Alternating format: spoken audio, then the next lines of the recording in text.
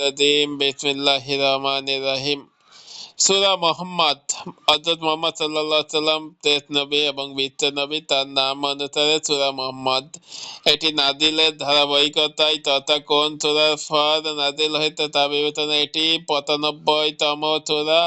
এর আগে সূরা হাদীদ ও পরে সূরা রাদ নাজিল হয়েছে। বর্তমানে কোরআন মাজিদের বিন্যাস অনুযায়ী এটি ৪৭ নং সূরা। এর আগে সূরা আহকাফ ও পরে সূরা ফাত নাজিল হয়েছে। মাদিনী যুগের শুরুতে নাজিল হয়েছে আয়াত ৩৮টি। সূরা নং ৪৭ মাদিনী সূরা। নামের রহস্য রাসূল সাল্লাল্লাহু আলাইহি সাল্লামের নাম হলো মুহাম্মদ। এই সূরার ২ নং আয়াতে রাসূল সাল্লাল্লাহু আলাইহি সাল্লামের নাম এসেছে। তার নাম অনুসারে এই সূরার নাম রাখা হয়েছে সূরা মুহাম্মদ। এই সূরার আরো একটি নাম আছে, সেটি হলো কিতাল। কিতাল অর্থ যুদ্ধ। এই সূরার যুদ্ধ সংক্রান্ত বেশ কিছু বিধিবিধান আলোচনা করা হয়েছে। সেদিকে বিবেচনায় এই সূরার নাম হয়েছে কিতাল। মেদাতিম কাফিরদের সাথে যুদ্ধ, মুমিনদের পুরস্কার। ২ মুনাফিকদের বৈশিষ্ট্য, জিহাদ থেকে পলায়ন। ৩ মুমিনদের বৈশিষ্ট্য, নিরাশ না হওয়া। শুরু ও শেষ। সূরা শুরু ও শেষ। যারা আল্লাহর রাস্তায় বাধা দেয় তাদের সমস্ত কাজ পঙ্গু হয়ে যাবে। সূরাটি শুরুতে আল্লাহ তাআলা এই ঘোষণা দিয়ে রেখেছেন। একই ঘোষণা পাওয়া যায় সূরাটির শেষ অংশে। যারা আল্লাহর পয়গাম প্রত্যাখ্যান করে, আল্লাহর রাস্তায় বাধা দেয় এবং নিজেদের সামনে সঠিক পথ স্পষ্ট হয়ে যাওয়ার পরও রাসূলের বিরুদ্ধে অবস্থান নেয়, তারা কখনোই আল্লাহর কোনো ক্ষতি করতে পারবে না। তিনি তাদের কাজগুলো বরবাদ করে দেবেন। অন্য সূরার সঙ্গে সম্পর্ক। এই সূরার আগের সূরা হলো সূরা আহকাফ, যার শেষ অংশে বলা হয়েছে যেসব লোক আল্লাহ আনুগত্য ছেড়ে অবাধ্যতার পথে চলতে চায় তাদেরকে বাদ দিয়ে কি অন্যদেরকে ধ্বংস করা হবে। আর সূরা মুহাম্মদ শুরু। যারা আল্লাহর পয়গাম প্রত্যাখ্যান ও আল্লাহর রাস্তায় বাধা সৃষ্টি করে তিনি তাদের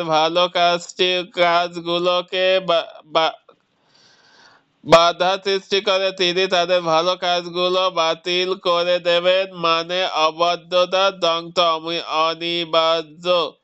শানে নুজুল। পবিত্র মক্কা নগরী নবীদের জন্মভূমি। তিনি এই ভূমিকে বড় ভালোবাসেন।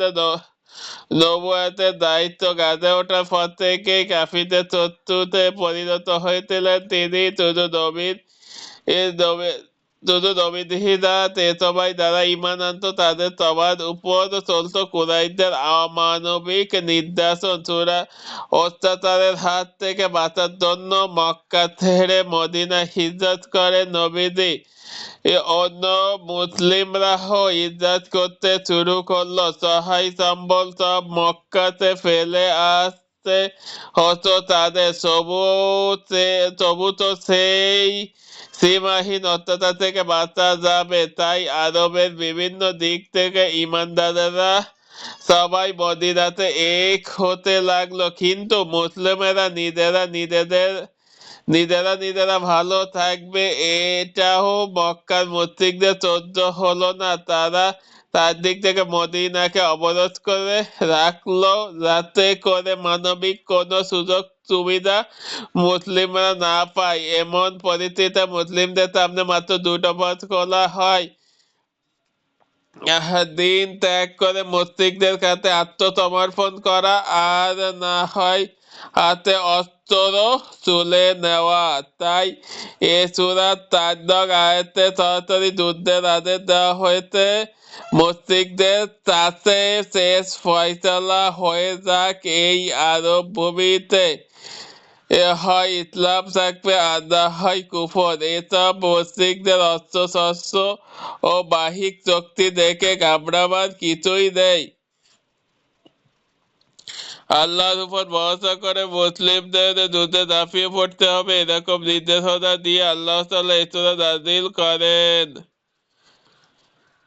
সেগমেন্ট যুদ্ধ নীতি, কাফিরদের সাথে যুদ্ধ করতে করার নীতি কি হবে তা আল্লাহ সূরার শুরুতেই জানিয়ে দিয়েছেন। বিজয়ের তত্ত্ব ও বাধা, বিজয় পেতে হলে কি কি তত্ত্ব পূরণ করতে হবে, সেই বিজয়ের পথে কি কি বাধা আসতে পারে সূরার বাদে অংশে এসেছে এই আলোচনা। মুনাফিকি করা যাবে না, যুদ্ধের ময়দান থেকে পালানো বা কোনো ধরনের দুর্বলতা প্রকাশ করা মুমিনের শোভা পায় না। এই কাজ শুধুমাত্র মুনাফিকদের দ্বারাই সম্ভব। ফজিলাত, কোরআনের যেসব কলমার একশো আয়াতের কম সেগুলোকে বলা হয় মাসানি। ইনজিলের পরিবর্তে আল্লাহ তাআলা মাসানি সূরাগুলো নবীদেরকে উপহার দিয়েছেন। এরকমই একটি সূরা হলো সূরা মুহাম্মদ বা কিতাল। কজ অফ ইফেক্ট, মুনাফিকদের বৈশিষ্ট্য খুব ভালোভাবে জেনে নিতে হবে যেন এমন লোক থেকে সতর্ক থাকা যায়। সেন্ট্রাল থিম, জিহাদের ফিলোসফি, গতিপথ, জিহাদের বৈধতা। সূরার শুরুতে আল্লাহ মুমিনদেরকে জিহাদ করার অনুমতি দিয়েছেন, তবে জিহাদকে ব্যক্তিগত স্বার্থে হাসিলের মাধ্যমে বানানো যাবে না, বরং সমাজ থেকে জুলুম নির্যাতন দূর করানোর একমাত্র আল্লাহ তন্ত্রটি অর্জন করতে জিহাদে ঝাঁপিয়ে পড়তে হবে। জিহাদের জন্য শারীরিক ও মানসিক প্রস্তুতি, জিহাদের জন্য একজন মুমিনের শারীরিক ও মানসিক উভয় প্রস্তুতি গ্রহণ করা প্রয়োজন, তবে এটা মাথায় রাখা দরকার বিদায় ঠিক তখনই আসবে যখন আল্লাহর উপর সত্যিকার অর্থে নির্ভর করা হবে। যুদ্ধের নৈতিক নির্দেশনা, যুদ্ধ করার ক্ষেত্রে কি কি নৈতিক বিচার চরণ রাখতে হবে তা আলোচনা করা হয়েছে। ইসলামী মূল্যবোধ, যুদ্ধবন্দীদের সাথে ভালো আচরণের উপর জোর দেওয়া, যুদ্ধের সাথে লড়াই। যুদ্ধের ময়দানে জয় ও পরাজয় বড় কথা নয়, এসব কিছুই একমাত্র আল্লাহর হাতে, আর এর মাধ্যমে তিনি বান্দাকে পরীক্ষা করেন কারা তার পথে অটল অবিচল থাকে তা তিনি দেখতে চান।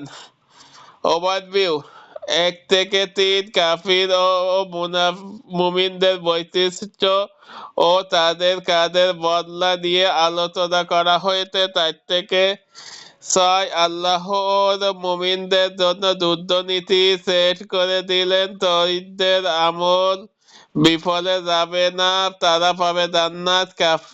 7 থেকে 14, কাফিররা অবশ্যই পরাজিত হবে, তত্ত্ব বেঁধে চললে জয়ী হবে মুমিনরা, আর সীমা লঙ্ঘনের শাস্তি ভয়ঙ্কর। 15, ঈমানদার ও বেঈমানের জন্য আল্লাহ যা যা প্রস্তুত করে রেখেছেন সেসব বর্ণনা দেওয়া হয়েছে। 17 থেকে 18, মুনাফিকরা দ্বীনের ব্যাপারে চরম উদাসীনতা দেখায়, তাদের মন যা চায় তাই তারা করে, আর মুমিনরা চলে সঠিক পথে। 19, জ্ঞান ও ক্ষমতা চাওয়ার আদেশ দেওয়া হয়েছে। 20 থেকে 34, মুনাফিকদের অবস্থা, তাদের পরিণতি ও মুজাহিদিন বা যোদ্ধাদের মনের পরীক্ষার ব্যাপারে আলোকপাত করা হয়েছে। 35 থেকে 38, ক্ষণস্থায়ী দুনিয়ার বাস্তবতা নিয়ে আলোচনা। এছাড়া দান খয়রাত ও আল্লাহর রাস্তায় জিহাদ চালিয়ে যাওয়ার আদেশ হয়েছে। কেস অফ স্টাডি, তবা মুমিনদের জীবনে এক বিরাট নিয়ামত। মানুষ হিসেবে চলার পথে কিছু কিছু ভুল ত্রুটি হয়ে এই যায়, তবে সঙ্গে সঙ্গে আল্লাহ পাকড়াও করেন না, বরং অনুশোচনার জন্য আমাদেরকে সময় দেন। এই সূরার 19 নং আয়াতটি খেয়াল করা যায়। সুতরাং এই জ্ঞানের উপর অটল থাকো, আল্লাহ তারা কোনো ইলাহ নেই, আর তোমরা গোনাহের জন্য এবং মুমিন মুমিন পুরুষ ও মুমিন নারীর জন্য ক্ষমা প্রার্থনা করো। এই আয়াতটি স্বয়ং মুহাম্মদ সাল্লাল্লাহু আলাইহি সাল্লামকে দেয়া হয়েছে, অথচ নবীজি কে আল্লাহ ইতিমধ্যে ক্ষমা প্রার্থনা প্রাপ্ত হিসেবে ঘোষণা করেছে। তবু এমন আদেশের কারণ হলো নবীদের মাধ্যমে আল্লাহ আমাদেরকে শেখালেন আমরাও যেন আমাদের গুনাহের ব্যাপারে অবনত আল্লাহর কাছে ক্ষমা চাইতে থাকি। চলতি পথে যখনই পা পিছলে যাওয়া আশঙ্কা তৈরি হবে, তখনই যেন তার কাছে ফিরে আসি, মাফ চাই। এছাড়াও আমরা যেন ক্ষমা চাই সকল মুমিন ও নারী পুরুষের জন্য। রিফ্লেকশন, এই চূড়ান্ত গায়েতে আল্লাহ বলে যারা আল্লাহ পয়গামকে তথ্য বলে মেনে নিয়েছ, তোমরা আল্লাহকে সাহায্য করলে তিনি তোমাদের সাহায্য করবেন আর প্রতিকূল পরিবেশে তোমাদের পা অটল রাখবেন। আল্লাহকে সাহায্য করা বলতে আসলে দ্বীনের ব্যাপারে সাহায্য করাকে বোঝানো হয়েছে। হিসেবটা সহজ। আমরা যদি আল্লাহর দ্বীনকে সাহায্য করি, তাহলে দ্বীনকে দুনিয়ার বুকে সমুন্নত করতে চেষ্টা করি, তবে তিনি আমাদেরকে সাহায্য করবেন। যে কোনো বিপদ মুসিবতে দুঃখ কষ্ট তিনি আমাদের পা অটল রাখবেন। আর আল্লাহ পক্ষ থেকে সবচেয়ে বড় সাহায্য হলো তার ক্ষমা ও অনুগ্রহ। তাই আল্লাহ আমাদের সকলকে পরকালের যাত্রায় সুন্দর করে দিন, আমিন। এই সূরার 12 নং আয়াতে বলা হয়েছে কাফিররা দুনিয়ার গবাদি পশুর মতন খাওয়া দাওয়া করতে থাকে, এইভাবেই তারা আনন্দ উল্লাসে মেতে ওঠে, পরিণামে তাদের ঠিকানা হয় জাহান্নামে। এতে আমাদের জন্য 3টা বিরাট খেরাক রয়েছে। গবাদি পশু বা জন্তু জানোয়ারদের কেবল পেটের 3টা থাকে, মানে দেহের সুখই তাদের কাছে বড় সুখ। একটু খেয়াল করলে বুঝতে পারবেন কাফির বেঈমানদের অবস্থাও কিন্তু সত্যি এর চেয়েও বেশি কিছু নয়। তারাও কেবলই পেট ও শরীরের চিন্তাতে বিভোর থাকে, কিভাবে আরেকটু আরামে থাকা যায়। বাড়ি গাড়ি নারী ছাড়া ভিন্ন কোনো ভাবনা তাদের থাকে না। এখন আমাদের নিজেদের নিয়ে চিন্তায় গভীর একটু ডুব দিই। আমাদের অনেকেই মাঝে কিন্তু এমন চিন্তা চেতনা কাজ করে, আখিরাতে ভাবনা মাথায় আসে না, কেবল দুনিয়া আর দুনিয়া। বাধ্যতার কোনো শেষ নেই। ঘুমের মধ্যেও দুনিয়াবি উন্নতি কিভাবে করব সেই স্বপ্ন থেকে এই আয়াতটি তাদের শক্তিমতো একটি ধাক্কা দিয়ে হুঁশিয়ারি করে দেয়। এই কাফিরদের বৈশিষ্ট্য যেন আমাদের মধ্যে এসে না যায়। তাই প্রতিদিনকার সময় একটা অংশ যেন আমরা আখিরাতের কাজে ব্যয় করি, একান্তে আপন রবকে খুশি করতে সচেষ্ট থাকি। দেখুন ইবনে কাসির তাফসীর 6, 551।